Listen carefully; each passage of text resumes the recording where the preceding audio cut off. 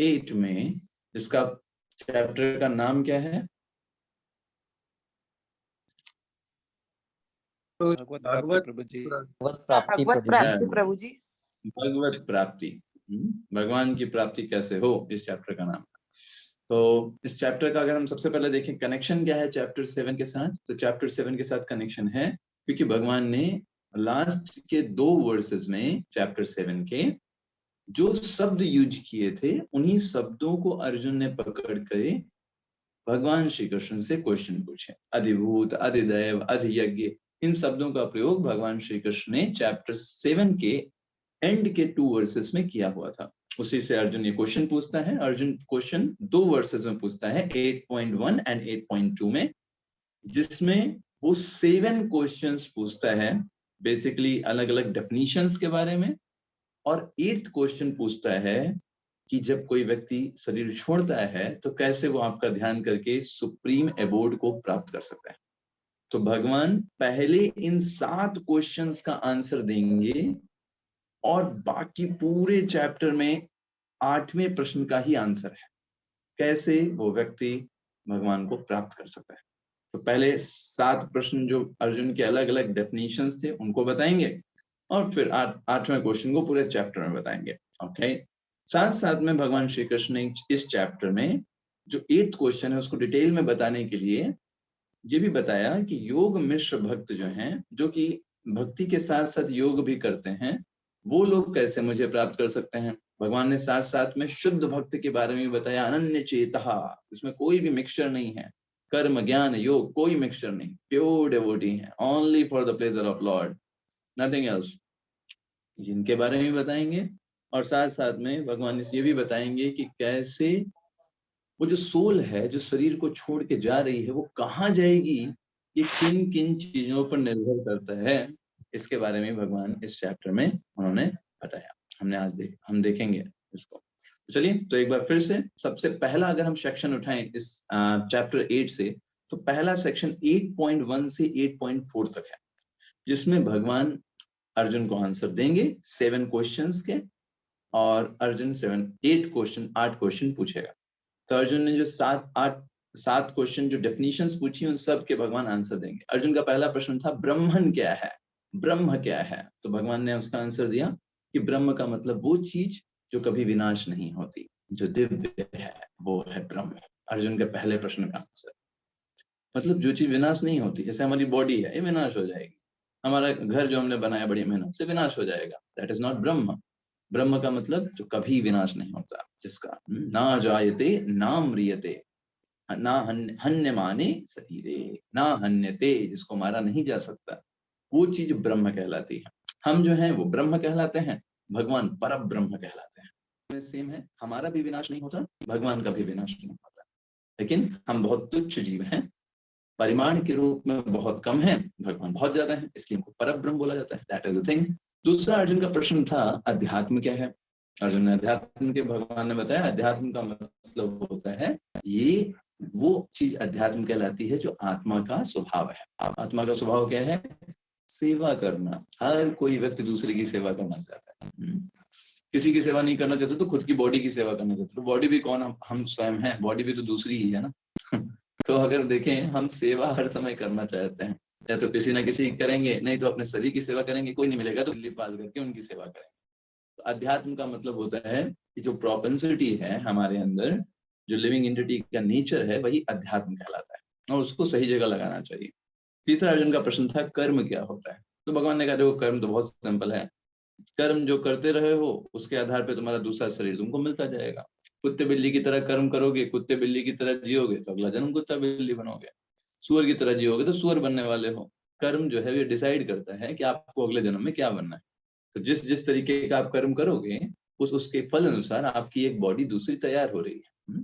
ऐसा बताया जाता है जब व्यक्ति 50 साल का हो जाता है तो उसकी एक बॉडी ऑलरेडी तैयार होती है, क्योंकि उसने ऑलरेडी इतने सारे कर्मों को कर लिया है। एंड चौथा क्वेश्चन अर्जुन ने पूछा है अधिभूत क्या है। अधिभूत का मतलब भगवान ने बताया, अधिभूत का मतलब जो हमेशा बदलने वाला है वो अधिभूत कहलाता है। चाहे हमारा स्वयं का शरीर हो या ये पूरा मटेरियल मैनिफेस्टेशन हो, है ना। घर देखिए बदलते रहते हैं, पेंट होता रहता है, घर के रंग बदल जाते हैं, है ना। तो वैसे ही अधिभूत मतलब वो सारी चीजें जो बदलने वाली हैं वो अधिभूत कहलाती हैं। पूरा हम तो बोलते हैं परिवर्तन ही प्रकृति का नियम, ऐसा बोलता है। पांचवा क्वेश्चन अर्जुन का था कि अधिदैव क्या है। भगवान ने कहा अधिदैव का मतलब क्या है, भगवान का विराट रूप जिसके अंदर सारे देवी देवता हैं। भगवान ने अर्जुन को दिखाया था, विराट दिखाएंगे आगे, विराट रूप उसके अंदर सारे देवी देवता करते हैं, तो वो वही अधिदैव कहलाता है, जिसके अंदर सारे देवी देवता निवास करते हैं। देवी देवता निवास करते हैं इसलिए अधिदैव, ये थे। और उसके बाद अधियज्ञ क्या है, सातवां क्वेश्चन। अधियज्ञ का मतलब भगवान ने कहा मैं ही अधियज्ञ हूँ। अधियज्ञ मतलब वो व्यक्ति जो समस्त यज्ञों का स्वामी है, जिसको सारे के सारे यज्ञ समर्पित किए जाते हैं, वो अधियज्ञ कहलाता है। भगवान ने कहा वो मैं ही हूँ जो सभी के हृदय में परमात्मा के रूप में स्थित हूँ, इसलिए मुझे ही अधियज्ञ कहते हैं। तो ब्रह्म मतलब आत्मा के बारे में, अध्यात्म मतलब आत्मा की प्रोपेंसिटी के बारे में है, कर्म मतलब आत्मा को जो शरीर मिला है, मनुष्य शरीर मिला है, वो क्या क्या क्रियाएं करेगा वो कर्म के अंदर है। अधिभूत मतलब जो जो चीजें बदलने वाली हैं, इवन हमारा शरीर, सारी चीजें। अधिदैव के अंदर भगवान का विराट रूप, और सबसे लास्ट में अधियज्ञ के अंदर स्वयं भगवान Shri Krishna. That is the thing. ये हो गया first section. Second section start होता है 5वें श्लोक से लेकर के 8वें श्लोक तक। भगवान इसमें मुख्य रूप से बताते हैं कि किस प्रकार से तुम जीवन के अंत समय में, जब तुम्हारा शरीर छूट रहा हो, उस समय मेरी याद करो, मेरा स्मरण करो। तस्मात् सर्वेषु कालेषु माम अनुस्मर युद्धचा। किस तरीके से तुम जीवन भर इस तरीके से प्रैक्टिस करो, चाहे जीवन में कोई भी परिस्थिति हो, कोई भी चीज हो, कितना भी इंपॉर्टेंट हो, लेकिन तुम साथ साथ में भगवान कृष्ण को कभी छोड़ो नहीं। जब ये अभ्यास करोगे, जीवन के अंत में तुम भगवान को याद कर पाओगे। देखिए हम बोल सकते हैं कि बहुत बिजी हैं, बहुत इंपॉर्टेंट काम है हमारे लिए, हमारे पास टाइम नहीं है, लेकिन हमें सोचना चाहिए वास्तव में हमारे पास टाइम नहीं है ना। कब शरीर छूट जाएगा, फिर वही है, का पछताए हो जब चिड़िया चुग गई खेत, है ना। कि हमने सिर्फ जो चीजें जिनको हम साइड में कर सकते थे उसको हटा करके हमने भगवान के लिए समय नहीं निकाला, है ना। तो हमें यही प्रैक्टिस करना है, कैसे हमें भगवान के लिए समय निकालना है दिमाग लगा करके। और यही भगवान कहते हैं रिमेम्बरिंग कृष्णा। जब हम थ्रू आउट अवर लाइफ अपने सुख और दुख हर एक परिस्थिति में भगवान को नहीं भूलेंगे, भगवान को सेंटर में रख करके चलेंगे, डेफिनेटली जब जीवन का अंत समय आएगा भगवान को हम याद कर पाएंगे। और भगवान ये भी इंश्योर करते हैं अगर नहीं भी याद कर पाए तो मैं तुमको याद दिलाऊंगा, भगवान बोलते हैं। That is the thing, very important. भगवान इसलिए इस पे फोकस करते हैं ना, कि कैसे मुझे याद करो मृत्यु के समय में। और जिस जिस भाव को व्यक्ति याद करता है वो शरीर प्राप्त हो जाता है, भगवान इसको बताते हैं। फिर तीसरे सेक्शन में प्रवेश करते हैं इस चैप्टर के। तीसरा सेक्शन है 9वें श्लोक से लेकर के 13वें श्लोक तक।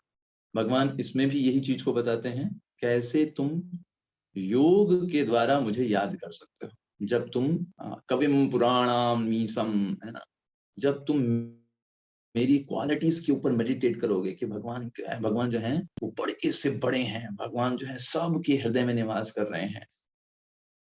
भगवान एक कुत्ते के हृदय में भी है ना, एक मच्छर के भी हृदय में है।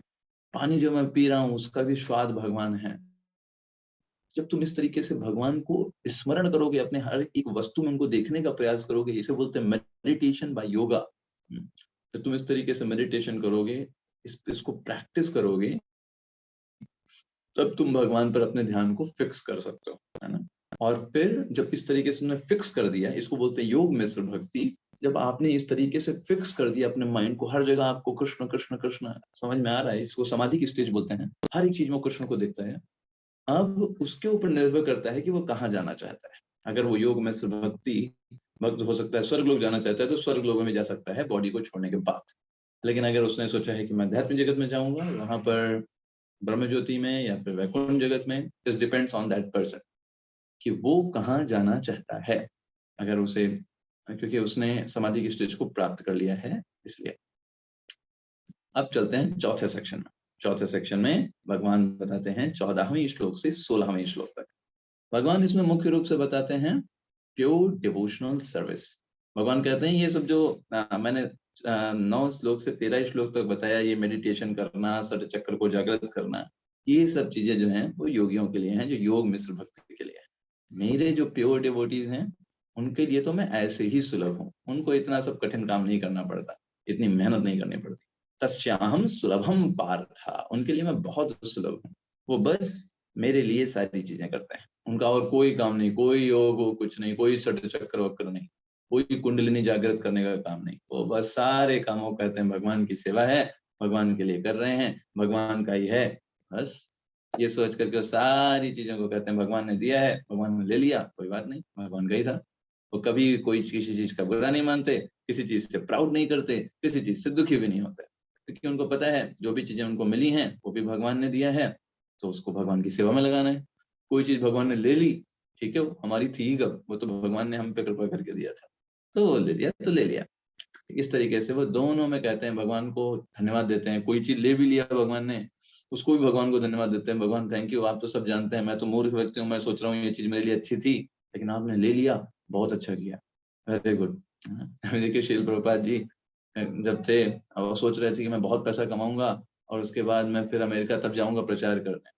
भगवान वहां पर क्या हुआ, पूरा फैक्ट्री में ही आग लग गई, पूरा बिजनेस तबाह हो गया, है ना, शील प्रभुपाद जी का उस समय युवावस्था में, है ना। तो प्रभुपाद जी ने क्या बोला, प्रभुपाद जी ने कहा ये मेरे ऊपर भगवान की कृपा है। सोचिए आप बोल पाओगे हमारे स्तर पर, दैट इज डिवोटी। डिवोटी का मतलब है प्योर, पूरी फेथ है भगवान पर।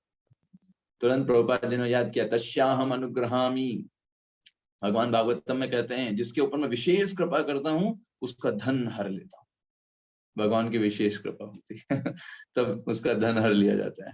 क्यों? क्योंकि क्या होता है, हमारा बहुत ज्यादा फेथ होता है धन के ऊपर, वैभव के ऊपर, हम सोचते हैं ये मेरा है मेरा है। जब उस ये प्योर डिवोटी के साथ होता है, हमारे साथ नहीं होगा, है ना। प्योर डिवोटी होता है ना, बहुत ही अच्छे स्तर पर होता है ना, उसका धीरे धीरे सारा सुख चैन भगवान ले लेते हैं, उसको ये बताने के लिए कि ये सुख चैन तुम्हारे काम का नहीं है, मिथ्या, इसके ऊपर मत सोचो, वो भटके ना, इसलिए उसका सारा सुख चैन ले लेते हैं। उसको समझ में आ जाता है कि भाई मेरे सिर्फ एक ही आराध्य हैं भगवान श्री कृष्ण, वरना इस जगत में है नहीं कोई। वरना हम लोग इल्यूजन में रहते हैं ना, ये व्यक्ति ये व्यक्ति ये व्यक्ति, ये व्यक्ति मदद करेगा, ये व्यक्ति मदद करेगा। तो भगवान ऐसे जो प्योर डिवोटी होते हैं, जो फंस सकते हैं किन्हीं चीजों से और आगे नहीं बढ़ सकते हैं, भगवान उसका उनका उनके रास्ते को आसान करने के लिए उनके ऑब्स्टिकल्स को कम कर देते हैं। That is the glory of devotional service. क्या इसमें ग्लोरी क्या है डिवोशनल सर्विस में? इसमें टेंशन किसको है? इधर भक्त को टेंशन नहीं है, भक्त को अपना भक्ति में लगा हुआ है, टेंशन भगवान लेते हैं, अरे भाई इसको कैसे निकालना है दैट इज ग्लोरी ऑफ भक्ति योग। और सारे योग जो हैं उसमें व्यक्ति खुद टेंशन लेता है, इधर भगवान को टेंशन लेना है। तो प्रभुपाद जी कई बार अपने तात्पर्य में भी लिखते हैं इस बात को कि bhakti yogi means like a child. Child का क्या काम होता है? अपने माता पिता पर विश्वास करना कि ये मेरा माता पिता है, जो माता पिता कहेंगे हम करना है। अगर बच्चा बस इतना सोच ले तो माता पिता तो सब कुछ उसका कर देंगे। उसको अमेरिका लेके जाना हो तो टिकट भी करा देंगे, उसको खाने पीने की व्यवस्था, कपड़ों की व्यवस्था, सब होगा। लेकिन बच्चे का काम क्या है? बच्चे को माता पिता का आदेश मानना पड़ेगा। ऐसा नहीं माता पिता कह रहे हैं चलो ट्रेन में बैठो, भाग गया वहां से, तो फिर क्या करेंगे? तो फिर उसने छोड़ दिया। ऐसे ही भक्त का सिर्फ एक ही काम है, अपने सारी एक्टिविटीज में चेक करते रहना, क्या इससे भगवान प्रसन्न होंगे, क्या इससे भगवान प्रसन्न होंगे, क्या मैं भगवान के आदेश के अनुगत कर रहा हूँ, क्या मैं भक्ति नहीं कर रहा हूँ, ये चेक करते रहना, ये हमारा काम है। बाकी सारी हेडक भगवान की है। इसलिए भक्तियों की बड़े आराम से रहते हैं। That is pure devotional service. वो व्यक्ति भगवान के अंडर में रह करके कार्यों को करें। फिर हम चलते हैं पांचवें सेक्शन में। पांचवा सेक्शन होता है 17वें श्लोक से 17th श्लोक से 22 श्लोक तक। भगवान इसमें 3 श्लोकों में 17, 18, 19 3 श्लोकों में मटेरियल वर्ल्ड के बारे में बताते हैं। कितना ये जो मटेरियल वर्ल्ड है ये हमेशा बदलता रहता है, हमेशा इसका फिर बनाया जाता है, फिर इसको बिगाड़ दिया जाता है। ब्रह्मा जी के दिन और रात में हमने आपको एक्सप्लेन किया था कैसे ब्रह्मा जी होते हैं, जगते हैं, और फिर रात में जब सोने चलते हैं तो एक प्रलय हो जाती है। और इसमें हमने 2 प्रकार के प्रलय के बारे में बताया था। एक नॉर्मल प्रलय होती है, एक महाप्रलय होती है। नॉर्मल प्रलय का मतलब क्या होता है कि ब्रह्मा जी एक दिन का काम किए, चलो अब सोने चलते हैं, सोने गए तो एक प्रलय हो गई, सारे के सारे जीव थे, उन सबको, सारे जीवों को ले जाकर के गर्भोदक विष्णु की नाभि में रख दिया। ये हुई एक प्रकार की प्रलय। दूसरी प्रलय होती है महाप्रलय। महाप्रलय का मतलब जब ब्रह्मा जी की भी आयु पूरी हो गई, पहले तो हर दिन दिन दिन प्रलय हो रही थी, लेकिन जब ब्रह्मा जी के 100 वर्ष पूरे हो गए, अब क्या होगा? अब ब्रह्मा जी तो गए, उनको जहां जाना होगा, या तो वो नीचे आएंगे, या फिर अगर उन्होंने भक्ति किया होगा तो वो आध्यात्मिक जगत में चले जाएंगे। तो अभी जो इस समय जो प्रलय होती है वो कहलाती है महाप्रलय, वो महाप्रलय कहलाती है। तो भगवान ने 17, 18, 19 में 3 में भौतिक जगत के बारे में डिस्क्रिप्शन किया कि कैसे ये बदलता रहता है, कैसे यहाँ अनेक प्रकार के कष्ट हैं, कैसे हमेशा दुख देने वाला है। और दूसरा भगवान ने 20, 21 और 22 3 श्लोकों में आध्यात्मिक जगत की ग्लोरीज बताई। चिंतामणि प्रकर सदमशु कल्प वृक्ष, भगवान के जो धाम है वो कितना सुंदर है, कितना दिव्य है, और वहां पर कोई दुख नहीं है, कोई कष्ट नहीं, वहां पे कोई क्रिएशन नहीं, कोई विनाश नहीं, सिर्फ और सिर्फ और सिर्फ आनंद आनंद, भगवान का संग, भगवान के साथ लीलाएं, बस यही वहां चलता रहता है। तो ऐसे करके भगवान ने 22 श्लोक, 3 श्लोक आध्यात्मिक जगत के लिए डेडिकेट किए और 3 श्लोक मटेरियल वर्ल्ड के बारे में डेडिकेट किए। देखिए ये बहुत अच्छी बात है, भगवान यहाँ पर हमको 2 रास्ते बता रहे हैं, आपको जहाँ जाना हो जाओ, है ना। ये एक्चुअल गाइड का काम होता है, वो फोर्स नहीं करता आपको कि यहीं आना है ना। देखिए भगवान कभी फोर्स नहीं कर रहे हैं आप, भगवान आपको जस्ट बता रहा है, देखो मटेरियल वर्ल्ड ऐसा है, स्पिरिचुअल वर्ल्ड ऐसा है। तो बुद्धिमान व्यक्ति क्या होना चाहिए, बुद्धिमान व्यक्ति को समझना चाहिए कि भाई भगवान बोल नहीं रहे हैं, लेकिन हमारे पास तो कॉमन सेंस है ना। भगवान हमसे यही चाहते हैं कि हम इस दुख भरे भौतिक जगत को छोड़ करके अध्यात्मिक जगत की ओर बढ़ें, है ना। Yes, that is the thing. और फिर हम चलते हैं अपने लास्ट सेक्शन की तरफ, और वो है कि किस प्रकार से भक्ति की सुप्रीमेसी है, भक्ति सर्वोच्चम है, सर्वोत्तम है, सर्वोत्तम है। 22, 23 से लेकर के 28 श्लोक तक भगवान ने इस सेक्शन में बताया। पहले भगवान 23 से 26 श्लोक तक ये बताएंगे कि कैसे जो भगवान हैं वो मिस्टिक योगा के द्वारा, मतलब अष्टांग योग के द्वारा प्राप्त होते हैं, वो प्रक्रिया क्या है, 23 से 26 तक। और 27 और 28 श्लोक भगवान बताएंगे कैसे भक्ति जो है वो सर्वोत्तम है, उससे बेहतर कुछ नहीं है। ये चीज इस तरीके से चैप्टर जो है वो एंड होगा। तो अगर आप 23 से 26 में देखेंगे तो जस्ट मैं आपको समझाने के लिए, एक व्यू बताने के लिए आपको बता देता हूँ। इसमें आप 3 वैरायटीज ले सकते हो। पहली वैरायटीज योगीज और ज्ञानीज की। योगी और ज्ञानी जो लोग होते हैं वो लोग एक तो प्रकाश के मार्ग में शरीर छोड़ते हैं, अग्नि के देवता के समक्ष शरीर छोड़ते हैं, वो एक ऑस्पिशियस मोमेंट में शरीर छोड़ते हैं, वो जो उगते चंद्रमा के में जो शरीर छोड़ते हैं, और साथ साथ में उत्तरायण जो सूर्य होता है उस समय शरीर छोड़ते हैं। इतनी सारी कंडीशन ये योगीज और ज्ञानी जो लोग होते हैं वो सब ये सब देख कर रखते हैं और अपने मृत्यु के काल को निर्धारित करके रखते हैं, भाई ये मेरा मृत्यु का काल होगा, शरीर छोड़ूंगा, डायरेक्ट जाऊंगा स्पिरिचुअल प्लैनेट। और उनका डेस्टिनेशन क्या होता है, ब्रह्म ज्योति। ब्रह्म ज्योति उनका डेस्टिनेशन होता है। और अगर उन्होंने उस समय शरीर को छोड़ दिया तो वास्तव में इस भौतिक जगत के चक्र से मुक्त होकर के ब्रह्म ज्योति में चले जाते हैं। लेकिन समस्या क्या है कि वहां हमेशा नहीं रह सकते, क्योंकि ब्रह्म ज्योति जो है वो एक शांत जगह है, और हम आत्मा हमारे नेचर से शांत नहीं है। जब इस शरीर के अंदर बैठे हैं तब इतने एक्टिव हैं, जब शरीर छूट जाएगा तो कितना एक्टिव होंगे। इसलिए ब्रह्म ज्योति में थोड़ा समय तक हम रहते हैं, लेकिन वहां कोई काम ही नहीं है, वहां पे कोई रिलेशन ही नहीं है, वहां पर कोई सेवाएं ही नहीं है, वहां तो बस शांति शांति शांति। तुम कहते भाई हमको शांति नहीं चाहिए।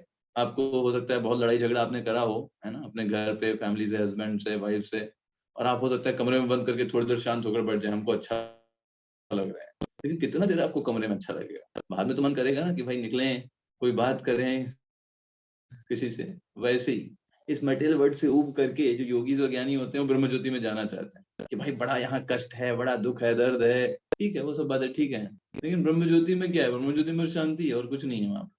तो इसलिए स्टेबल नहीं रह पाते और एक्टिव रहने के कारण वापस यहाँ आ जाते हैं। तो ज्ञानी और योगीज का ये बात होता है। भगवान दूसरे लोग बताते हैं, दूसरे जो दूसरा मार्ग था, पहला मार्ग हमने ज्ञानी और योगियों के लिए डिस्कस किया, उनका डेस्टिनेशन क्या रखा, ब्रह्म ज्योति, और उन्होंने क्या क्या को फॉलो किया, लाइट में गए, फायरी गॉड्स के समक्ष गए, ऑस्पिशियस मोमेंट में गए। और अगर मान लो ये सब उन्होंने तय किया लेकिन योग सिद्ध नहीं हुआ था, सही टाइम पे शरीर नहीं त्याग कर पाए, तो फिर गए, सारी मेहनत बेकार।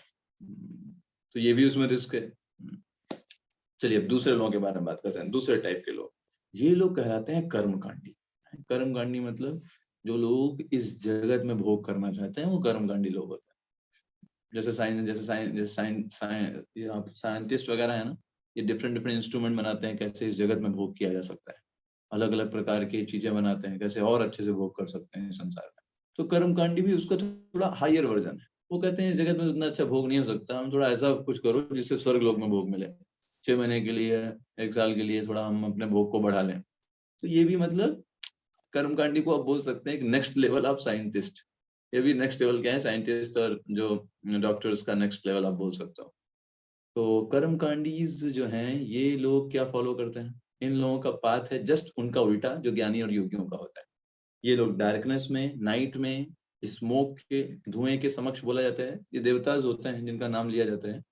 और साथ साथ में ये भी जस्ट उसका विपरीत मान लीजिए, जब सूर्य दक्षिणायन में होता है ना, उस समय ये शरीर को छोड़ते हैं। और इन लोगों को क्या मिलता है? इन लोगों का डेस्टिनेशन होता है स्वर्गलोक, चंद्रलोक। वहां जाते हैं भाई, जितना दिन उन्होंने कर्म कांड किए थे, जितना जितना सब पूजा किया था, फिर वापस जैसे वो कोटा खत्म, वीजा खत्म हो गया, वीजा का पीरियड, चलो भाई वापस इंडिया चलो। In same way the return back. And then सबसे जो तीसरे प्रकार के लोग हैं, इसके बारे में भगवान 8.27 में बताता है। 8.27 फॉर डिवोटीज। ये डिवोटीज के लिए क्या है? किसी भी समय शरीर छोड़े। 8.27 में भगवान बोलते हैं दिन में, रात के 12 बजे, रात के 1 बजे, सुबह के 2 बजे, किसी भी समय शरीर को छोड़े। टाइम कोई मैटर नहीं करता, कहाँ है कोई मैटर नहीं करता। क्यों ऐसा क्यों हो जाता है? क्योंकि जहां पर भक्त हैं वहीं वृंदावन है। क्योंकि वृंदावन एक चेतना है। क्या चेतना है? भगवान की सेवा करने की। जहां पर लोग सेवा करते हैं वो वृंदावन हो जाता है। आपका घर भी वृंदावन हो सकता है अगर आपकी चेतना है कि मैं भगवान के लिए चीजों को कर रहा हूँ, ये भगवान के लिए सेवा है, तो वो चीज वृंदावन है। एक तो वृंदावन प्रॉपर स्थान है, एक हमारा चेतना वृंदावन है। तो भक्त जहां होते हैं उस परिस्थिति को वृंदावन बना देते हैं, क्यों? भगवान की सेवा में चीजों को लगाना है। और इसलिए जब वृंदावन में आप हैं तो शरीर चाहे जहां छोड़े, क्योंकि आप जहां हैं वहां वृंदावन है, तो उससे कोई फर्क नहीं पड़ता। और इनका डेस्टिनेशन क्या होगा? इनका डेस्टिनेशन भगवान का धाम होता है। नो अदर डेस्टिनेशन, नो ब्रह्म ज्योति, नो हेवनली प्लैनेट्स। तो 3 लोगों के बारे में डिस्कस किया। योगी ज्ञानी ब्रह्म ज्योति में जाते हैं, वहां पर रह करके एक्टिव होने के कारण फिर वापस आते हैं। कर्मकांडी स्वर्गलोक, चंद्रलोक में जाते हैं, वहां पर भोग करके वापस फिर लौट करके आते हैं, भोग खत्म हो गया तो। और फिर भक्त जो होते हैं वो डायरेक्ट भगवान कृष्ण के लोक में जाते हैं। यद गत्वा न निवर्तन्ते तद धामम परमम मम। भगवान के धाम की खासियत क्या है? वहां पर जो एक बार जाता है पुनः लौट करके नहीं आ सकता, आ ही नहीं पाएगा। Like that. इस तरीके से भगवान यहाँ तक बताते हैं। और सबसे आखिरी श्लोक अगर हम देखें 8.28, तो भगवान बताते हैं किस प्रकार से एक भक्त जो होता है वो सब कुछ के फल को प्राप्त कर लेता है, उसको कुछ भी अलग से करने की जरूरत नहीं है। ज्ञानीश वेदेशु ज्ञानीशु तपस्, है ना, सारी तपस्या का फल उसे प्राप्त होता है, सारे वेदों के अध्ययन का, सारे प्रकार के तपों का उसे फल प्राप्त हो जाता है, क्योंकि वो मेरी सेवा में लगा हुआ है। That is a supreme thing. और उसके सारे, उसको कोई प्रयास नहीं करना पड़ता ये अष्टांग योग और ये सब को करने का, वो उसको अपने आप सब कुछ प्राप्त हो जाता है। और प्रभुपाद जी तात्पर्य में बहुत सुंदर तरीके से बताते हैं ब्रह्मचारी, गृहस्थ, वानप्रस्थ, सन्यास के बारे में, इनके जीवन के बारे में, इनकी जिम्मेदारियों के बारे में श्रील प्रभुपाद जी बहुत सुंदर एक्सप्लेन करते हैं 8.28 चैप्टर में, 28 श्लोका में। और साथ साथ में भगवान जो इस श्लोक में बोलते हैं कि इदम विदित्वा, 28 श्लोक में इदम विदित्वा का मतलब जो भगवान ने 7th और 8th चैप्टर में जो ज्ञान बताया है, ये ज्ञान जान करके जो व्यक्ति एक्शन करता है, भगवान की सेवा करता है, भगवान के भक्तों का संग करता है, संग में भगवान के बारे में श्रवण करता है, उनके बारे में पढ़ता है, अध्ययन करता है, वो व्यक्ति बहुत भाग्यशाली है। क्योंकि वो प्रयास कर रहा है भगवान के इस भक्ति योग को समझने का, जो कि मनुष्य जीवन का सबसे बड़ा लक्ष्य, भगवान से प्रेम करना है ना। प्रेम जो है वो जगत का सार है। तो भगवान से कैसे प्रेम किया जाए ये हमको मिडिल के 6 चैप्टर सिखाएंगे, 7 से लेकर के 12 तक भगवान से कैसे प्रेम करें। और इसलिए वो बहुत फॉर्चुनेट है और वो व्यक्ति बहुत भाग्यशाली है ना। सो इस और साथ साथ में प्रभुपाद जी लास्ट पैराग्राफ अगर देखेंगे आप 28 चैप्टर 28 श्लोका का, तो प्रभुपाद जी बताते हैं कैसे एक भक्त जो होता है वो धीरे धीरे करके विकास करता है। धीरे विकास करता है। श्रद्धा, साधु संग, भजन क्रिया, अनर्थ निवृत्ति, निष्ठा, रुचि, आसक्ति, भाव और प्रेम, इस प्रकार के जो नवधा भक्ति के बारे में श्रील प्रभुपाद जी कह करके एंड करते हैं। और यहाँ पर हम भी एंड करते हैं आज 8 चैप्टर के सारांश का आपके समक्ष हमने जो अभी यहाँ पे किया। अभी आपके प्रश्न आंसर लेंगे। आपके पास एक रेज हैंड का ऑप्शन आ रहा होगा, उस पे आप क्लिक करिए जिन जिन के प्रश्न हैं, और अगर आपका कोई फीडबैक है या कुछ आप सुधार करना चाहते हैं या कुछ आप बताना चाहते हैं तो वो भी आप बता सकते हैं रेज हैंड करके। हरे कृष्ण।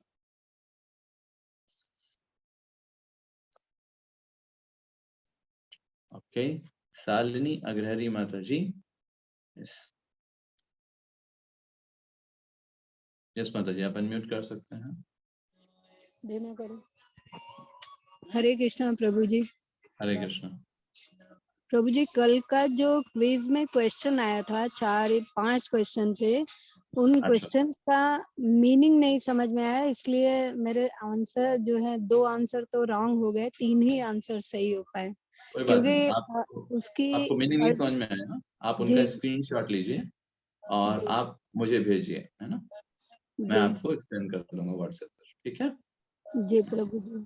और ओके। प्रभु जी, एक मेरे मन में संशय है कि हाँ, जैसे लोग कहते हैं कि भगवान भाव के भूखे होते हैं, ओके। कि किसी भौतिक चीज के नहीं, तो ऐसा क्यों होता है कि जैसे अब एक छोटा सा उदाहरण शिवरात्रि का ही लेते हैं, तो लोग ऐसे तो भगवान को किसी भी तरह का पुष्प अर्पण करते हैं, लेकिन शिवरात्रि के समय लोग मदार की माला और धतूरा, बेलपत्र ये मतलब विशेष रूप से क्यों चढ़ाते हैं? ओके, ठीक है। देखिए शालिनी माता जी, भगवान एक पर्सनालिटी है, ठीक है? जी पर्सनालिटी का मतलब क्या होता है? जब हम बोलते हैं ना जी भगवान का एक व्यक्तित्व है, व्यक्तित्व जी का मतलब होता है उनके कुछ लाइक्स और कुछ डिसलाइक्स होते हैं, है ना? जी आप ये तो नहीं बोल सकते कि ऐसे ही भगवान शिव को क्या पसंद है। जी देखिए भगवान कुछ भी आप देंगे चढ़ा लेंगे, भगवान का नाम है भगवान शिव जी, आप कुछ भी देंगे वो ले लेंगे, है ना? जी लेकिन जैसे एक सिंपल सी बात है, एक छोटा बच्चा है वो अपने पिता को कुछ भी देगा, पिता उन्हें स्वीकार कर लेगा। लेकिन जी एक बच्चे के अंदर ये इच्छा होती है कि मेरे पिता को अगर रसगुल्ला पसंद है तो क्यों ना मैं रसगुल्ला दूं जा करके, अगर मेरे पास क्षमता है तो। जी जब हम व्यक्तित्व की बात करते हैं तो व्यक्तित्व में लाइक और डिसलाइक होता है, उसके जी आधार पर जब हम एक्ट करेंगे तो ये बताता है the details are the sign of love. प्रेम का प्रतीक क्या है? जितना ज्यादा आप जानकारी जुटा पाते हैं दूसरे के बारे में। जी मुझे पता होना चाहिए, अगर मैं किसी से प्रेम करता हूँ तो मुझे पता होना चाहिए उसे क्या चीज पसंद है, क्या चीज नहीं पसंद है, क्या चीजें उसे आनी आती हैं, क्या चीजें नहीं आती हैं। तो ऐसे ही अगर हम भगवान को पसंद करते हैं तो हमें पता होना चाहिए भगवान को क्या चीज पसंद है, भगवान को 4 नियम जो फॉलो करना है ये भगवान को पसंद है। कोई ये नहीं बोल सकता देखो भगवान तो भाव के भूखे हैं तो हम मांसाहार भी खाएंगे, क्यों? भगवान तो भाव देखते हैं ना, जी नियम मानने की क्या जरूरत है? नहीं है। भगवान भगवान सही बात है भाव देखते हैं, लेकिन भगवान की भी कुछ पर्सनल लाइक्स एंड डिसलाइक्स हैं। जी भगवान को माखन प्रभु जी पसंद है, ऐसे ही आप समझ जाइए। जी प्रभु जी, एक छोटा सा क्वेश्चन और है कि हुँ, जैसे मेरी आत्मा, अंतरात्मा जो है प्रभु पर, कृष्ण भगवान पर बहुत ज्यादा आश्रित है, तो मेरी कुछ समस्याएं हैं जिसके लिए मैं प्रभु से हमेशा प्रार्थना करती हूँ। हुँ, तो कभी-कभी मन में अचानक से संशय ये हो जाता है कि बहुत ज़्यादा विश्वास मैं कर रही हूँ, कहीं ऐसा तो नहीं कि मेरी नैया डगमगा जाएगी, लेकिन फिर मन झकझोरता है कि नहीं, भगवान ऐसा तो कर नहीं सकते, क्योंकि अपने भक्त को वो किसी भी तरह से पार तो पहुँचाते ही हैं। हुँ। तो मन में थोड़ी संशय ये हो जाती है प्रभु जी कि संशय, देखिए संशय जो है वो मूर्खता का विषय है, हमारी मूर्खता है और कुछ नहीं है, ठीक है? जी, क्योंकि हमारे भगवान पर पूर्ण विश्वास नहीं है, सिंपल सी बात है, उसमें कोई कहने की बात नहीं। भगवान पर जी, पूर्ण विश्वास हो तो हमारे जीवन में अगर वो हम जैसा सोच रहे हैं वैसा ना भी हो तो भी हमें भगवान की कृपा ही है ना? आप ये जी, क्यों सोच रहे हैं कि भगवान ऐसा नहीं करेंगे? क्यों नहीं कर सकते भगवान? हो सकता है भगवान आपके लिए कुछ बड़ा सोच रहे हैं। हुँ, जी प्रभु जी, अगर आपके लिए कभी-कभी हाँ, ये हुँ, सोच के सैटिस्फाइड हो जाती हूँ कि हो सकता है भगवान मुझे कुछ और ही देना चाह रहे हो, तो हम इसके पीछे क्यों भागें? यस, सब हमने आपकी उनके आपकी डिज़ायर होनी चाहिए भगवान की जी, सेवा करने की, लेकिन भगवान आपसे कैसे सेवा लेना चाहते हैं ये उनका चॉइस है। आप जी, डिसाइड नहीं कर सकते। आप ये नहीं कह सकते भगवान यही देना होगा तब मैं सेवा करूँगी। नो, आपको जी, हर समय सेवा करना है। भगवान चाहे जी, आपके अनुरूप दें या आपके प्रतिरूप, आपको उल्टा करें। जो आप चाहते थे वो ना दें, फिर भी आपको भगवान की सेवा करनी है। जी, दैट कॉन्सियसन उसमें यू भी शुड कुछ डू। अच्छा छुपा होगा तभी यस, हमको भगवान अच्छा वो छुपा चीज़ दे। होगा ही होगा। जी, दैट इज भक्ति, दैट इज श्रद्धा। पहली चीज जी, श्रद्धा है। ये चीज, जी, यही चीज कल्टीवेट करनी है भक्ति योगा में, और कुछ नहीं कल्टीवेट करना है, इसी को कल्टीवेट करना है। जी, भगवान जो करते हैं अच्छा करते हैं, लेकिन इसका मतलब ये नहीं कि हम कुछ करेंगे ही नहीं।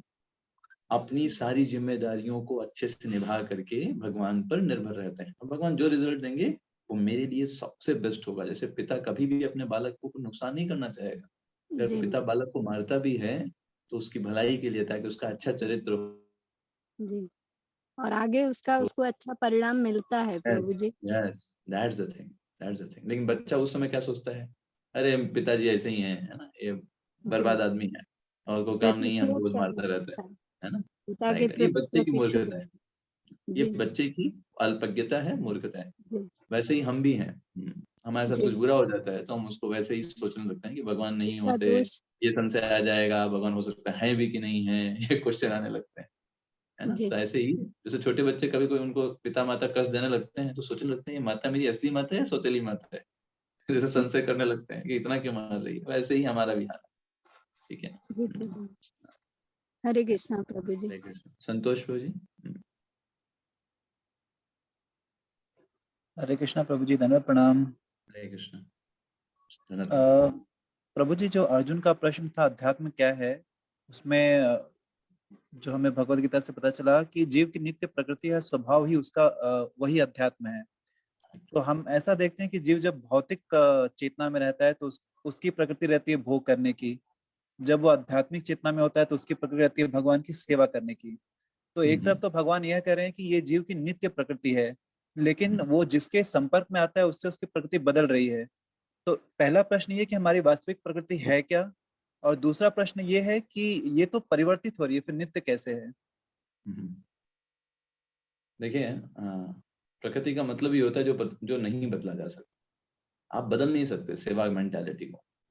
जैसे हमने आपको बताया ना कि आप किसी दूसरे की सेवा नहीं करोगे, भगवान की सेवा नहीं करोगे, शरीर की सेवा करोगे। जब भोग कर रहे हो किसकी सेवा कर रहे हो?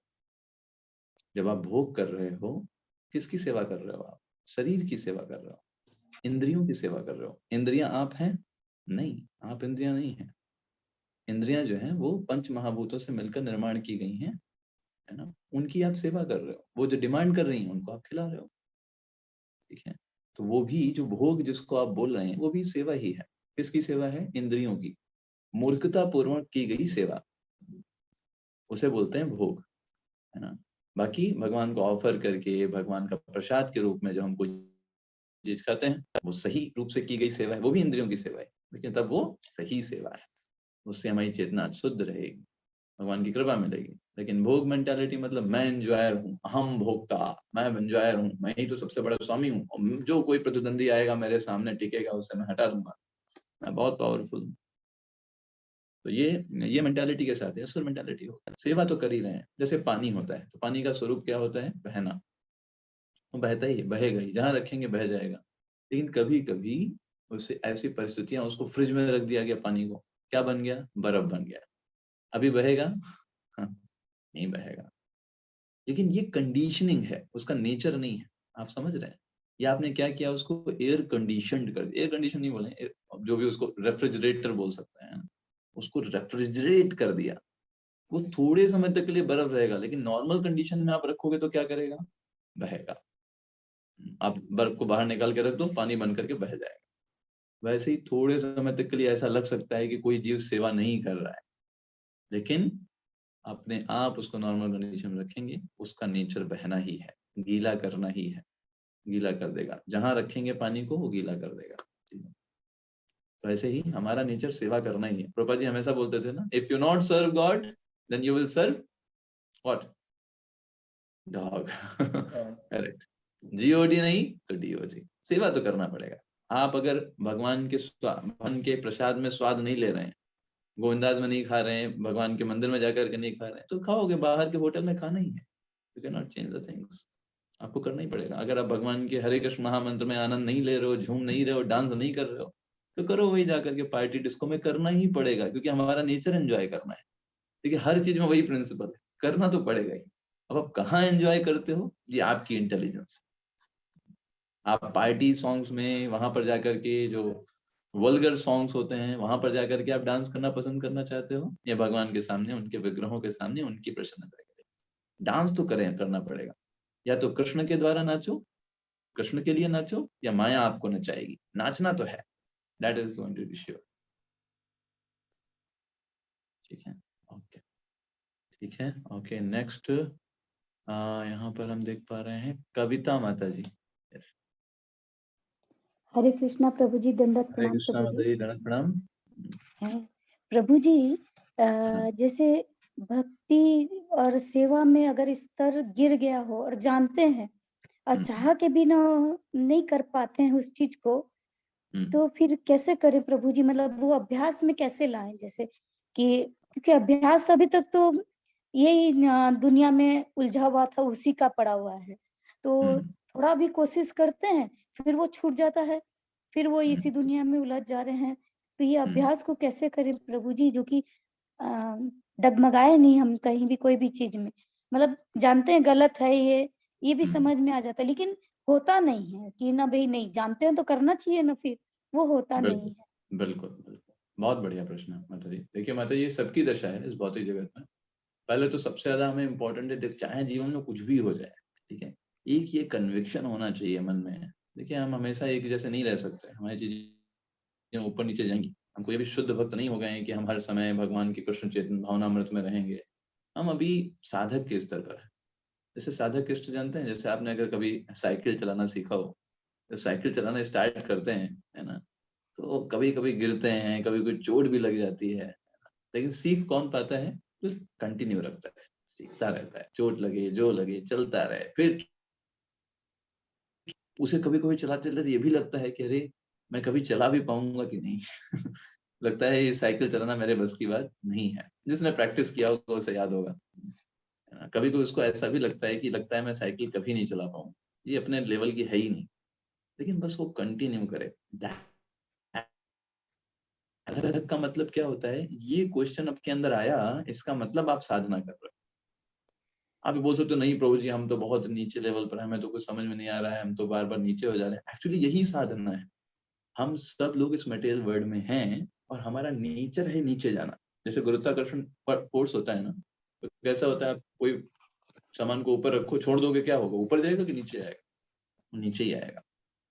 वैसे ही इस जगत में हर कोई व्यक्ति जो है वो भोग ही करना चाहता है, लेकिन आपके अंदर ये इंक्वायरी है, आप इसको समझ रहे हो कि मैं नीचे जा रहा हूँ, मुझे जरूरत है गाइडेंस की, मुझे जरूरत है भगवान की, मुझे और अच्छा करना है। इसका मतलब आपने हायर टेस्ट लिया हुआ है। दैट्स वाई आप सेफ जोन में हो, और आपका प्रयास करना, ये क्वेश्चन पूछना, ये अपने आप में बताता है कि आप साधना में हो। अगर नहीं होते, आप बोल रहे हो ना कि मैं नीचे हो गई हूँ, मुझे नहीं समझ में आ रहा है, अगर वैसा हुआ होता तो विश्वास मानिए आप क्लास में भी नहीं होते। बहुत लोग नहीं भी हैं, है ना, राइट। तो आप क्लास में हैं और आप सुन रहे हो, ये अपने आप में एक प्रमाण है कि आप भक्ति में हो। कभी भी अपने आप को अंडरएस्टिमेट मत करिए। ये मत सोचिए कि आप भक्ति नहीं कर रहे हो। हमेशा क्या प्रयास करना है कि मैं अच्छा करूं और आगे बढ़ूं। यहाँ पर कोई रेस नहीं है कि मैं दौड़ करके पार कर जाऊंगा, है ना, बस खत्म, इतना कर लिया खत्म, फिर क्या, फिर तो भगवान के धाम में आराम करेंगे और क्या। भगवान के धाम में भी यही सब कुछ करना है। भगवान का नाम लेना है, भगवान की सेवा करनी है, भगवान के लिए सारा इंतजाम करना है। तो ये हमारी प्रैक्टिस है, और इसमें हम कभी कोई गिरेंगे, कभी कोई चोट भी लगेगी, कभी कोई लोग भी बोलेंगे। Just be continue. जो सह गया वो रह गया। आप अगर सहते चले गए सारी चीजों को, आप रह जाएंगे, और जो रह गया वही पाएगा। जिसने ट्रेन ही छोड़ दी ये सोच करके पता नहीं ट्रेन ले जाएगी कि नहीं, तो वो तो नहीं जाने वाला है। आप बात को समझ रहे हैं? उसका तो श्योर है कि वो नहीं जाएगा। जो बैठा रह गया ट्रेन में, ट्रेन तो पहुंचाएगी ही एक दिन। यही भक्ति में बात है। तो कभी भी अपने आप को ये मत सोचिए कि मैं बेकार हूँ, या मैं कोई काम की नहीं हूँ। ऐसा कभी भी अपने आप को उसको बोलते हैं निगेटिव मत सोचिए। आप ये सोचिए उसके कि अभी मैं प्रारंभ कर रही हूँ, ऐसे सोचिए। अभी मैं बहुत छोटी हूँ कृष्ण कॉन्शियसनेस में, अभी मुझे बहुत कुछ सीखना है। तो ठीक है, छोटे बच्चे तो गलतियां करते हैं, है ना, और गलतियां कर करके उनसे सीखते रहते हैं। फिर सीखेंगे, फिर गलती होगी, फिर सीखेंगे, फिर गलती होगी, फिर सीखेंगे, लेकिन अगली गलती जानबूझ करके नहीं करेंगे, ये सोच करके कि मैं तो बहुत छोटा हूँ इसलिए चलो गलती तो कर ही सकते हैं। ये गलत है चेतना। लेकिन अगर गलती अपने आप से हो जा रही है और आप उसको समझ रहे हो ये गलती है, अपने आप से हो जा रही है, आपका नियंत्रण से बाहर है, कोई बात नहीं है, फिर ट्राई करो। ऐसे करते करते एक दिन ऐसा आएगा कि आपके लिए बड़ा आसान होगा। अभी जैसे मुझसे साइकिल चलाने को बोले कोई, तो मैं ऐसे ही बस बिना किसी कंट्रोल के ही उठाऊंगा, चल दूंगा लेकर के। क्यों? क्योंकि मेरे लिए बड़ा आसान है ना। तो ऐसे ही जो चीजें या जिन भोगों पर अभी हम नियंत्रण नहीं कर पा रहे हैं, बस हम टिके रहें, प्रैक्टिस करते रहें, रगड़ते रहें, स्ट्रगल करते रहें। वहां पर दुख होगा, कठिनाई होगी, करते रहें, एक दिन आएगा हम सक्सेस हो जाएंगे। ठीक है कविता माता जी? जी प्रभु जी, थैंक यू प्रभु जी। हरे कृष्ण। Yes, बीनू माता जी।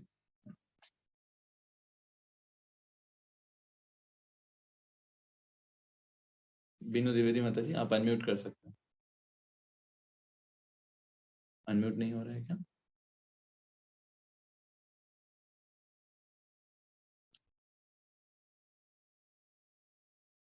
ठीक है, अभी बीनू, हाँ बीनू माता जी, यस माता जी।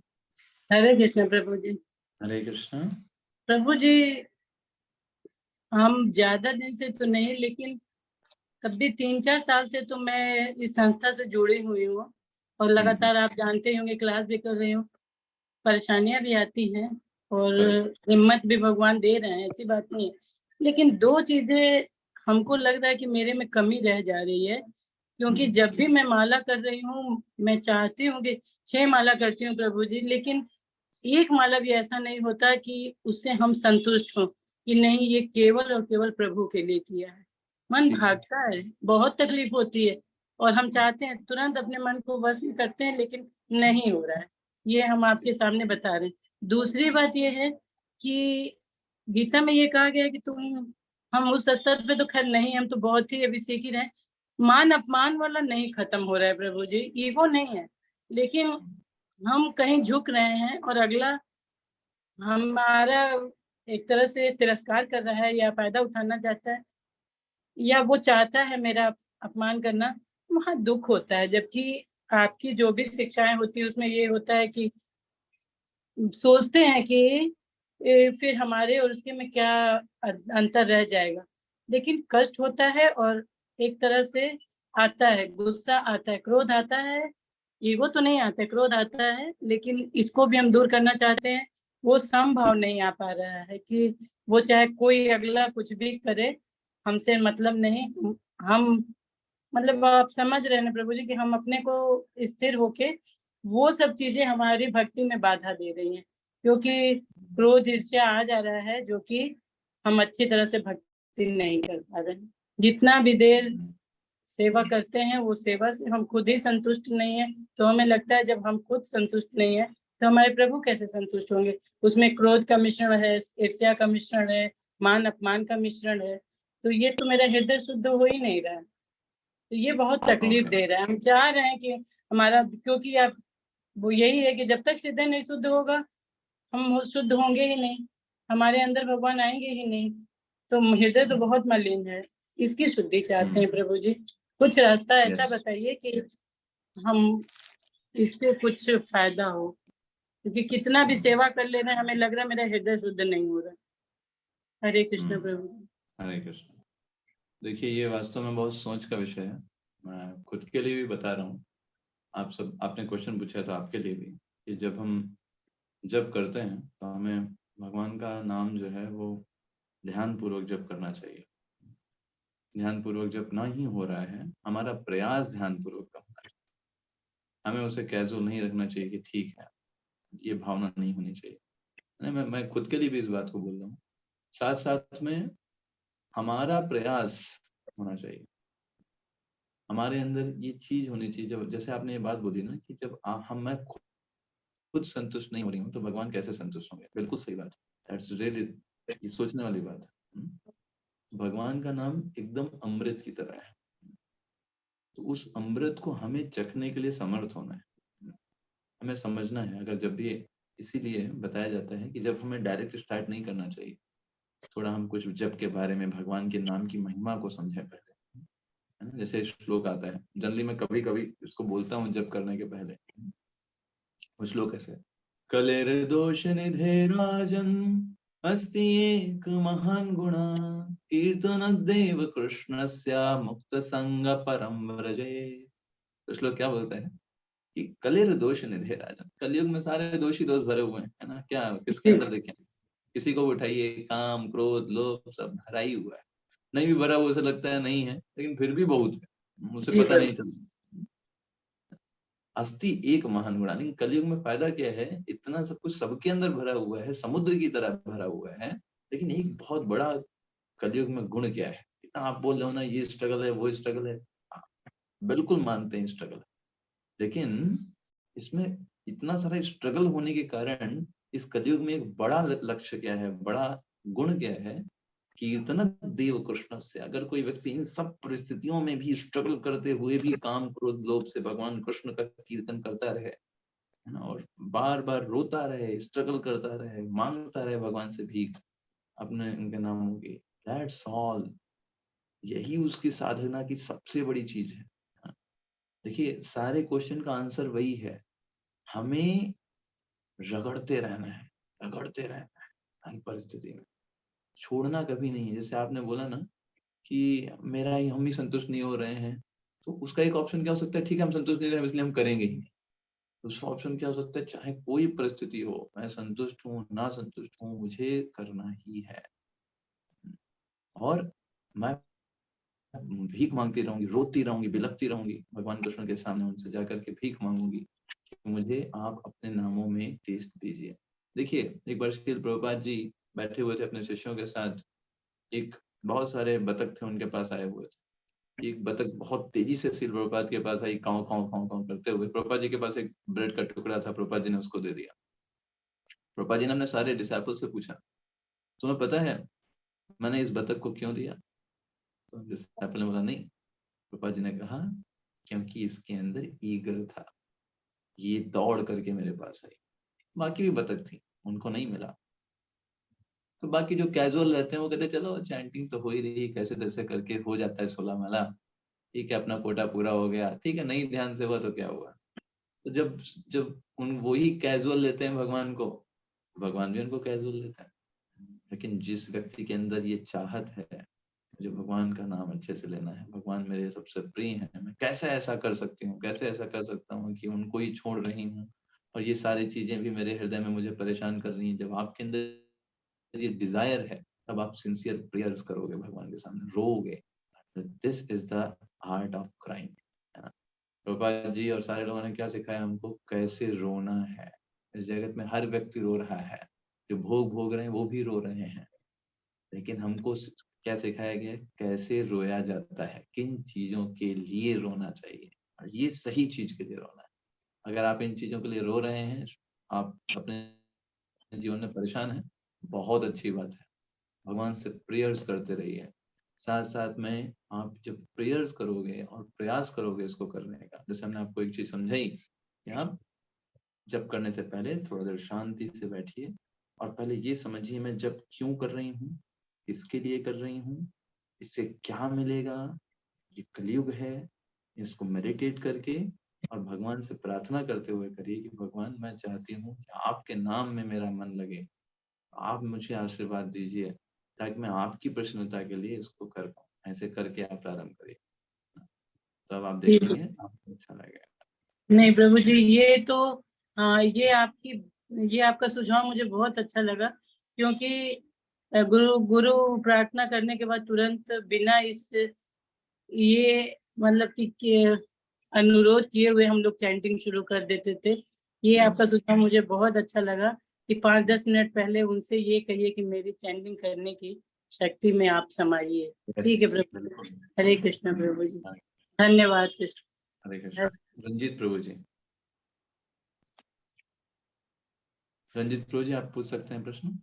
हरे कृष्णा प्रभु जी। हरे कृष्ण। सबसे पहले तो मैं हमारा भी रंजीत प्रभु क्वेश्चन आपका बहुत बहुत धन्यवाद देना चाहूँ। प्रभु जी प्रत्येक दिन इतना अच्छे से चैंटिंग ऑर्गेनाइज कर रहे हैं, तो बहुत बहुत आपको साधुवाद, आप इतने अच्छे से सभी को एक मौका दे रहे हैं जब में आने का। जो लोग आ रहे हैं उसका लाभ उठा पा रहे हैं, बाकी लोग भी लाभ उठा सकते हैं। तो मुझे इतने सिंसियरली प्रत्येक दिन 5:30 बजे मैं देखता हूँ जो ऑर्गेनाइज कर रहे हैं। It's very nice, thank you Ranjit पूजी। यस पूजी। हरे कृष्ण गुरु जी। क्वेश्चन मेरा भी लगभग माता जी ने भी जो जैसा रिलेटेड प्रश्न था, वही मेरा भी वैसे ही रिलेटेड प्रश्न है। वो जो सबका एक ही स्थिति जैसा आपने कहा, बट वही चीज कभी कभी ये चीज मतलब प्रभु जी क्या है कि मन में तो रहता, मगर जो प्रैक्टिस है, व्यवहारिकता जिसको बोलते हैं, उसमें नहीं उतर पाता है। वही तो सीखना है। उसका कुछ आप मतलब कुछ technical know how tips suggestions तो ऐसे तो आप दिए ही, मगर वही कुछ सीखना है, देखिए हाँ, वही क्योंकि सीखना है हमको। कभी कभी थोड़ा सा वो प्राउड भी आ जाता है कभी कभी, कि जैसे कोई मैं बात कर नहीं, रहा हूँ तो हाँ, कोई मतलब बात नहीं, चलता जी है। आप करते रहिए, आप चीजों को करते रहिए, समय आएगा चीजें शुद्ध हो जाएंगी। जैसे कुछ जैसे दिन पहले की एक हाँ घटना मैं शेयर करना चाहता हूँ। हाँ मतलब मैं ऐसे ही जा रहा था, तो बाइक से जा रहा था सुबह सुबह, तो थोड़ा सा वो गाड़ी तेज चल रही थी। बट क्या था, मैं जब बाइक से चल रहा था तो मतलब मैं ऐसे भी चलता हूँ तो भगवान का नाम लेते ही रहता हूँ, ठीक है। तो अब उसी तरह से एक थोड़ा पहाड़ी का रास्ता है, तो उस पहाड़ी के रास्ते पे मतलब नाम तुम ले ही रहे थे, नरसिंह भगवान का भी ले रहे थे बीच बीच में, वैसे ही मतलब माइंड में मुंह पे आ रहा था। अब क्या होता है कि जब पहाड़ी टाइप का है, तो उस पे मैं जब चढ़ा, उसके सामने एक क्रॉसिंग टाइप का आ रहा था, और उधर से एक कार आ रही थी, मैं इधर से आ रहा था। और उसी बीच में क्या हुआ कि हम मतलब एकदम साइड थे, लेकिन वो इस स्पीड में था कि वो हमें एकदम टक्कर मार ही देता। तो हम थोड़ा सा अनबैलेंस्ड होके गिर गए नीचे, और हमारे साथ एक और लोग बैठे हुए थे, तो उनको भी कुछ नहीं हुआ और हमें भी कुछ नहीं हुआ। मतलब एक नॉर्मल मतलब शेयर करना चाह रहा हूँ। और ठीक भगवान का वहाँ पे एक टेम्पल है, बहुत अच्छा टेम्पल है। और वो जैसे जो आप बता रहे हैं रामानंद जी, उन्हीं का एस्टेब्लिश किया हुआ वो टेम्पल है, मतलब उन्हीं के फॉलोअर्स उसको बनाए हुए हैं। वो भी मतलब भगवान विष्णु का लक्ष्मी नारायण टेम्पल है ठीक उसके सामने।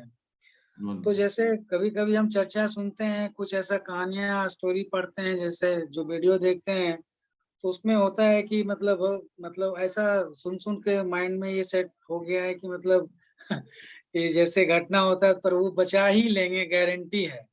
तो इस टाइप के थोड़ा सा फिर बाद में सोचता हूँ, ये तो मेरा एक घमंड का एक वो हो रहा है कि मतलब भगवान का नाम ले रहे हैं और कुछ नहीं हुआ। तो मतलब इस तरह का फीलिंग आ जाता है, कभी कभी बात में भी आ जाता है लोगों से बात करते हुए। तो ये बड़ा डेंजर मोड मैं महसूस करता हूँ, इसमें तो कहीं देखिए, सही गलत तो नहीं सही है। चेतना क्या है। आप भगवान का नाम ले रहे हैं, भगवान बचाएंगे ही, ठीक है। एक्सीडेंट होता तो भी भगवान ने बचाया था, नहीं होता तो भी भगवान ने बचाया है। एक्सीडेंट हो जाता तो किसी और चीज से भगवान ने आपको बचाया होता। जो आप करने जा रहे होते वहां भयानक चीज होती, उससे बड़ा चीज होती, भगवान उसको छोटा करके देते हैं। एक्सीडेंट नहीं हुआ तो भी भगवान ने आपको बचाया। जब आप भगवान की शरण में हैं, भगवान प्रत्येक पल आपकी रक्षा कर रहे हैं। That is the right consciousness. देखिए, यही अभिमान जो होता है, पहले हम क्या सोचते हैं कि हम भगवान की भक्ति कर रहे हैं, तो इसमें समस्या नहीं है। मैं भगवान की भक्ति अच्छे से कर रहा हूँ, ये समस्या है। समझ पा रहे हैं आप? मैंने अच्छे से नाम लिया इसलिए भगवान ने मेरी रक्षा की, दूसरे की नहीं किया। मैं बाइक चला रहा था इसलिए पीछे वाला बच गया। That is wrong attitude. भगवान सबकी रक्षा कर रहे हैं, नॉन डिवोटीज की भी रक्षा कर रहे हैं। जो भगवान की भक्ति नहीं करते उनकी भी रक्षा कर रहे हैं। उनको सुअर कुत्ते का शरीर दे करके ये भगवान उनकी रक्षा ही कर रहे हैं। मनुष्य जीवन में वो ये सब गलत काम करें इसलिए उनको सुअर और कुत्ते का शरीर दे देते हैं, उसमें उनको पाप नहीं लगेगा उन कामों को करने का। तो भगवान सबकी रक्षा कर रहे हैं, सबको खाना प्रदान कर रहे हैं, सबका पोषण कर रहे हैं, और मैं एक तुच्छ जीव हूँ, ठीक है। लेकिन मैं भगवान को समझने का प्रयास कर रहा हूँ, उनसे प्रेम करने का प्रयास कर रहा हूँ। तो मैं भक्ति कर रहा हूँ, दैट इज वेरी नाइस, है ना। मैं ही अच्छे से कर रहा हूँ, दैट इज प्राइड। या भगवान सिर्फ मुझको ही बचाएंगे? नहीं, भगवान सबको बचाएंगे। जो उनका शरण है, उनकी शरण लेगा, स्पेशली उनके ऊपर फेवर करेंगे। भगवान सबको फेवर कर रहा है, लेकिन भक्तों पर स्पेशल फेवर करते हैं, और वो भक्तों पर करते हैं। सिर्फ मुझ पर करेंगे नहीं, भक्तों पर, सब सारे भक्तों को बचाते हैं। जब जनरली हमारी चेतना क्या रहती है ना, इस जगत में हम हर जगह ही देखते हैं कंपटीशन। 1 सीट बाकी है, 10 सीटें हैं और हमें कंपटीशन करना है। वहां पे कोई कंपटीशन नहीं है आध्यात्मिक जगत में। अगर 1 करोड़ लोग भी आध्यात्मिक जगत जाना चाहेंगे तो भगवान के पास 1 करोड़ सीटें भी हैं। तो वहां पे कोई कंपटीशन नहीं है, वहां पे तो प्रेम है। जो प्रेम करेगा वो पाएगा। सिंपल सी चीज है। हम अच्छे से भक्ति करेंगे, हम भगवान के धाम जाएंगे, भगवान के प्रिय बन जाएंगे। कोई दूसरा भक्ति करेगा, वो प्रिय बन जाएगा। प्रोसेस वही है, भगवान से प्रेम करो। तो प्राइड आना ये सिंबल पे बताता है कि मतलब वहां पे कोई कंपटीशन चल रहा है। जैसे होता है ना कि मैं आईआईटी में आ गया, और प्राइड क्यों आया? क्योंकि मैं कुछ सीटें कम थी, इसलिए मुझे मिल गई। आप अनम्यूट हो गए हैं, आप अनम्यूट करके बोलिए। उस टाइप का प्राइड महसूस नहीं होता प्रभु जी। ये थोड़ा सा मतलब वो होता है कि हम कर रहे हैं तो अभी भगवान हमें सुरक्षित रखे। अगर नहीं करते तो आज ये मतलब उस सेंस में ये अच्छी लगता चीज है। है, ये अच्छी चीज है, लेकिन इसको प्राइड में मत ले जाइए। भगवान मेरी रक्षा कर रहे हैं, ये सोचना अच्छी बात है, लेकिन ये सोचना आप हर एक परिस्थिति में सोचिए। अगर एक्सीडेंट हो भी जाता, तब भी आपसे कोई आता तो आप बोलते भगवान ने मेरी रक्षा कर ली। आगे हो सकता है बड़ा एक्सीडेंट होने वाला था, भगवान ने उसको छोटा करके दे दिया, है ना। जी इवन यही चीज, भगवान में हर परिस्थिति में फेथ रख पाना, यही भक्ति है, श्रद्धा का विकास, है ना। हरे कृष्णा ओके, प्रभु जी। हरे कृष्ण। रमेश करण प्रभु जी। हरे कृष्णा प्रभु जी। हरे कृष्ण प्रभु जी, मैं जब से आपका क्लास शुरू हुआ है तब से मैं आपसे जुड़ पाया हूँ। इसके पहले मैं दुर्गा जी का मतलब ये था, मतलब ज्यादातर मैं पूजा करता था उन्हीं का, क्योंकि बैंक में इतना फुर्सत मिलता नहीं था, लेकिन फिर भी मैं समय निकाल करके भगवती का दुर्गा पाठ वगैरह ये सब करना मेरा आदत था। लेकिन जब से आपसे मैं जुड़ गया हूँ तब से पता नहीं क्या हो गया कि थोड़ा सा आपके तरफ झुकाव हुई है, भगवान श्री कृष्ण की तरफ झुकाव तो हुई है। और इस बीच में क्या हो गया, उससे पहले भी मैं 3 साढ़े 3 बजे जगता था, अभी भी मैं 3 साढ़े 3 बजे जगता हूँ। लेकिन मैं पहले पूजा करने के बाद दुर्गा सप्तशती पहले पढ़ता था। अब ऐसा क्या हो गया है कि मैं सबसे पहले मैं जब तक मेरा 16 बार ये नहीं होगा, पाठ नहीं होगा, मैं उसको कुछ कर ही नहीं सकता हूँ। वो जब तक कंप्लीट नहीं होगा मैं दुर्गा सप्तशती पढ़ नहीं सकता हूँ। उसके बाद दुर्गा सप्तशती के बाद मैं गीता का कम से कम 25 श्लोक तो किसी भी अध्याय का मैं शुरू करता हूँ तो 25 श्लोक मैं पढ़ता ही पढ़ता हूँ। बहुत लेकिन बढ़िया। ऐसा, ये तो ऐसा है प्रभु जी, लेकिन ऐसा क्या होता है कि जिस दिन मैं किसी काम से बाहर निकल गया और मैं रात में यहाँ घर पर नहीं आ पाया, मैं दूसरे दिन 10 बजे 11 बजे आया, मैं स्नान तो करता हूँ, स्नान करने के बाद उस दिन पूजा नहीं कर पाता हूँ। ऐसा क्यों होता है? स्नान करने के बाद उस दिन मैं पूजा नहीं कर पाता हूँ। जैसे मैं कहीं चला गया, मैं सवेरे में आया 10 बजे 8 बजे 9 बजे कभी आया, फिर आने के बाद अपना स्नान ध्यान किया, लेकिन पूजा जो मैं रात में 3 बजे के बाद करता हूँ, मैंने 6 बजे के आसपास तक मैं पूजा करता हूँ, वो पूजा मेरा 3 घंटे का, लगभग 2.5-3 घंटे का होता है। सो मेरा पूजा उस वक्त नहीं हो पाता है। जब मैं किसी दिन छोड़ देता हूँ 3 बजे का समय और समय चेंज हो जाता है तो मैं फिर पूजा नहीं कर पाता हूँ। तो वो हमारी कंडीशनिंग हो सकती है, क्योंकि सुबह का समय सत्व गुण में होता है, बहुत फेवरेबल होता है भगवान से कनेक्ट होने के लिए, हमारे बद्ध जीव के लिए। क्योंकि समय भी 3 गुणों में डिवाइडेड रहता है, जितना सुबह आप करते हैं वो ज्यादा अच्छा रहता है, ऑस्पिशियस रहता है। लेकिन ये हमारी कंडीशनिंग हो सकती है और कुछ नहीं। जिसको देखिए, जिसको सेवा करना है, जो इसको सेवा की तरह से लेता है, वो हर किसी भी परिस्थिति में करेगा, और रात में 10 बजे भी जाएगा, अगर उसका नहीं कंप्लीट हुआ है वो नहीं सोएगा, है ना। एक टाइम खाना छोड़ देगा। जिसको करना है वो करता है ना। आप देखिए इस भौतिक जगत में जिसको काम करना होता है वो करता ही है, चाहे कुछ भी हो जाए, है ना? उसने अगर सोच लिया है तो ऐसे ही हमको दृढ़ता का विकास करना है कृष्ण कॉन्शियसनेस में, है ना। जैसे हम खाना रोज खाते हैं ना, हम ये नहीं कहते कि नहीं आज खाना नहीं खाएंगे, आज तो पूरा दिन हम ऐसे ही रहेंगे। हम खाना एक टाइम तो खाते ही हैं। वैसे ही आत्मा के लिए भी पोषण है भगवान का नाम, भगवान से कनेक्ट होना, ये आत्मा के लिए पोषण। तो वो भी हमें प्रत्येक दिन करना ही करना है, उसके बिना हमको नहीं सुन करना चाहिए। ठीक है रमेश प्रभु। मैं स्मरण तो कर लेता हूँ, लेकिन जैसे मैं सवेरे का पूजा करता हूँ वैसे नहीं कर पाता हूँ। हाँ, तो वो उस वैसा टाइप नहीं नहीं हो होगा, पाता है। वैसा नहीं हो पाएगा ना, क्योंकि आपने टाइम चेंज कर दिया, चीजें बदल गई। पहले सुबह का समय जो सत्व गुण में होता था, वो अलग आपकी चेतना का निर्माण करता है ना। इसीलिए बताया जाता है कि सुबह उठ करके जप करना चाहिए।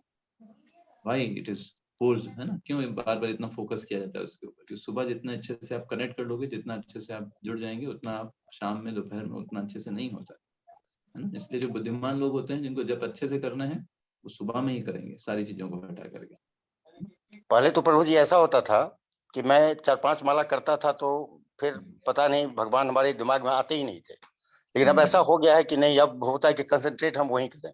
पहले कुछ दिन तक तो हमें ऐसा लगा कि मैं किस रूप में पूजा करूं, लेकिन आपने एक दिन कहा था कि चतुर्भुज का पूजा करना चाहिए, तो हमारे दिमाग में एक ही चीज आ गया कि नहीं, चतुर्भुज तो बस चतुर्भुज रूप को ही मन में रखना चाहिए और उसी रूप में पूजा करना है हमको। तो उस दिन से थोड़ा सा ये हो गया है कि मैं उनमें लग गया हूँ, लेकिन यही कि मैं पूजा करने में हमें डेविएशन क्यों हो जाता है दिन में, यही हमें जानकारी चाहिए था। देखिए, आपका जिसमें जिस रूप में भगवान में मन लगे, भगवान का चतुर्भुज रूप भी है, द्विभुज रूप भी है, आप किसी में भी ध्यान को लगा सकते हो, व्यक्ति के ऊपर भी निर्भर करता है। जनरली हम डिवोटीज भगवान के द्विभुज रूप में अपनी चेतना को फिक्स करते हैं, जो श्याम सुंदर रूप बोलते हैं उसको, है ना। अगर आपकी चेतना और आपका हृदय उसको गवाही नहीं देता और आप चतुर्भुज रूप में भी चेतना को लगाना चाहते हैं, कोई समस्या नहीं, no problem with that, because वो भी भगवान कृष्ण का ही एक्सपेंशन है, विस्तार है, ठीक है, नो प्रॉब्लम विद दैट। आप बस करते रहिए चीजों को, धीरे धीरे चीजें भी सॉर्ट आउट हो जाएंगी over the period of time, bye practice, है ना, धीरे धीरे चीजें कवर हो जाएंगी। उसमें आपने अभी कोई सर, ऐसा अभी प्रभु जी, अभी श्री रंजीत प्रभु जी ने कहा था कि हमें अहम हो जाता है कि मैंने जब मैं पूजा नहीं करता हूँ, मतलब ये लगता है कि मैं जैसे एक्सीडेंट कर जाता, मैंने भगवान का नाम अगर नहीं लिया होता तो शायद और कुछ होता।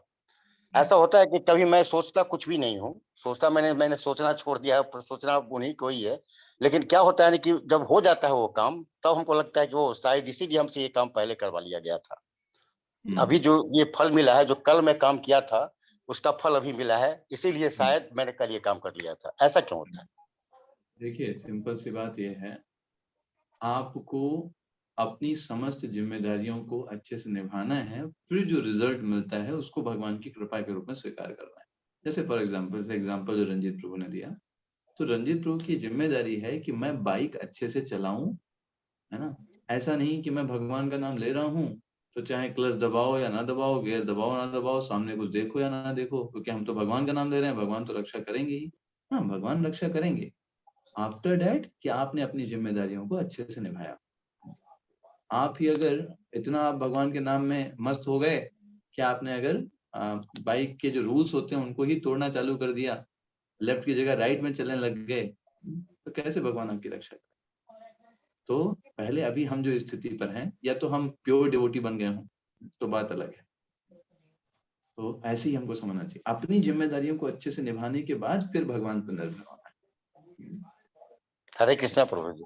हरे कृष्ण, हरे Krishna. So coming to the last one, कुसुम तिवारी माता जी, उसके बाद लक्ष्मी शंकर प्रभु जी भी हैं। हरे कृष्ण प्रभु जी। हरे कृष्ण, हरे कृष्ण। हाँ प्रभु जी, कभी कभी मन बहुत विचलित हो जाता है और मन में कोई दुख है, उस दुख से आप बाहर निकलना चाह रहे हो फिर भी नहीं निकल पा रहे हो, तो उसमें हमें क्या करना चाहिए प्रभु जी? यस, मन में देखिए, मन में जो दुख होता है ना, मन हम ऐसी सिचुएशन क्रिएट करता है, मन का यही काम है, मैग्नीफाइंग प्रॉब्लम्स। माइंड है ना, एम का यही मतलब मैग्नीफाइंग प्रॉब्लम्स। बातें छोटी होती हैं, मन उसको बड़ा बड़ा बड़ा करके देखता है, जैसे लेंस होता है ना, वैसे होता है। तो मन का एक फीचर क्या होता है कि मन जिन चीजों को देखता सुनता है उसके ऊपर ज्यादा चिंतन करता है। तो जनरली ये बताया जाता है, अगर ऐसी कोई समस्या है जिससे मन जो बार बार हमको परेशान कर रहा है, तो उससे जुड़ी हुई जो भी चीजें हैं उनको आप अपनी दृष्टि से हटा दीजिए। Out of site, out of mind. तो जब चीजें हमारी दृष्टि से हट जाएंगी ना, तो उससे संबंधित विचार भी धीरे धीरे करके शॉर्ट आउट हो जाएंगे। ये सिंपल सा प्रिंसिपल है, ठीक है कुछ माता जी। तो आप उनसे संबंधित चीजों को आप अपने दैनिक जीवन में आने ही मत दीजिए, चाहे वो कोई व्यक्ति हो या कोई वस्तु हो, उसको सबको साइड कर दीजिए, जो भी चीजें आपको विचलित करती हैं, ठीक है प्रभु जी। कभी कभी ऐसे होता है कि ना मतलब करना चाहो फिर भी सामने वाला बोल के बहुत रियलाइज करवाता है प्रभु जी। तो आपको प्योरिफिकेशन करवा रहा है ना। yes. क्योंकि आपने कुछ गलत नहीं किया, लेकिन फिर भी आपने अपनी जिम्मेदारियों को अच्छे से निभाया, फिर भी दूसरा व्यक्ति आपको बोल रहा है गलत, तो पहला अगर हम कुछ कर सकते हैं उसके लिए हमें करना चाहिए। अदरवाइज उसको हम ये सोच के ले सकते हैं कि चलिए ये मेरा इसी बहाने शुद्धिकरण हो रहा है, मेरे कुछ पास्ट कर्मास रहे होंगे, उनका फल मुझे इस रूप में मिल रहा है, मेरे अपमान के रूप में। अगर उसके लिए आप कुछ कर सकते हो वो करना भी चाहिए। अगर आप योग्य हो, नहीं है तो उसे अपने कर्मों के फल के रूप में स्वीकार कर लेना चाहिए। ये सोचना चाहिए एक कर्म फल हमारा खत्म हो गया। That's good. प्रभु जी, हरे कृष्णा प्रभु जी। हरे कृष्ण। लक्ष्मी शंकर प्रभु जी।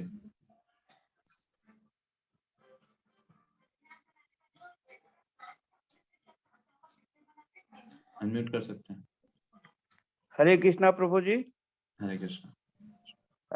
ये एक अनुरोध था प्रभु जी, आपके माध्यम से रंजीत प्रभु को अनुरोध है मेरा। एक ग्रुप बना है व्हाट्सएप का, तो मैं भी चाहता था कि मेरा भी नंबर जुड़ जाए, तो मैं भी उसके माध्यम से जुड़ूंगा। मैं इस्कान से मैं भी लगभग 2 साल से जुड़ा हुआ हूँ, और हम लोग इस्कान से बरेली से क्लास होता था तो वहाँ करते थे। जितेंद्र मोहन प्रभु हमारे छोटे भाई हैं, उनको मैंने इस्कान से जोड़ा था, उन्होंने द्विवेदी जी को जोड़ा, अब मुझको आपसे उन्होंने मुझे जोड़ा है। ये भक्ति का सिलसिला है और बड़ा अच्छा रहा आपका जो अभी तक जो मैंने सुना, तो काफी हम लोगों को क्लियर होता चला जा रहा है। तो बड़ा अच्छा लग रहा है आपसे क्लास जुड़ करके और आपके क्लास अटेंड करके। तो व्हाट्सएप ग्रुप में प्लीज हमारा अनुरोध है कि जुड़वा दें, तो हम भी इसको थोड़ा सा और सक्रियता बढ़ेगी। थैंक यू प्रभु जी। हरे कृष्णा। हरे कृष्णा। आपके पास रंजीत प्रभु का नंबर होगा, अगर ना हो तो आप एसएस द्विवेदी प्रभु से ले सकते हैं और आप उनको मैसेज कर दीजिएगा, वो आपको ऐड कर देंगे। ठीक है प्रभु जी, ठीक है। मैं जितेंद्र मोहन प्रभु से, द्विवेदी जी से, दोनों लोगों से कह दूंगा कि हमारा नंबर जुड़वा दे। हरे कृष्णा प्रभु। बहुत धन्यवाद। हरे कृष्णा। हरे कृष्णा प्रभु जी। हरे कृष्णा प्रभु जी। मैं नंबर दे दूंगा, मेरे पास रंजीत प्रभु का नंबर है प्रभु जी। मैं लक्ष्मी शंकर जी को नंबर दे दूंगा। बिल्कुल। थैंक यू डॉक्टर साहब, थैंक यू। हरे कृष्णा। हरे कृष्णा। हरे कृष्णा। हम यहीं पे एंड करते हैं, सारे प्रश्न आंसर हो गए, तो यहीं पे हम क्लास को विराम देते हैं। आप सभी का बहुत बहुत धन्यवाद इतने सारे क्वेश्चंस पूछने के लिए। और मैं भी उसमें स्ट्रगल कर रहा हूँ, ऐसा नहीं है कि मैं बहुत अच्छे से जप कर रहा हूँ या फिर मैं बहुत अच्छे से रीडिंग कर रहा हूँ, लेकिन आपको बताने के माध्यम से मैंने खुद को भी समझाया और खुद को भी बताया अच्छे से प्रैक्टिस करना है। हरे कृष्णा प्रभु जी। हरे कृष्णा प्रभु जी। हरे कृष्णा प्रभु जी। हरे कृष्णा प्रभु जी। हरे कृष्णा प्रभु जी। हरे कृष्णा प्रभु जी।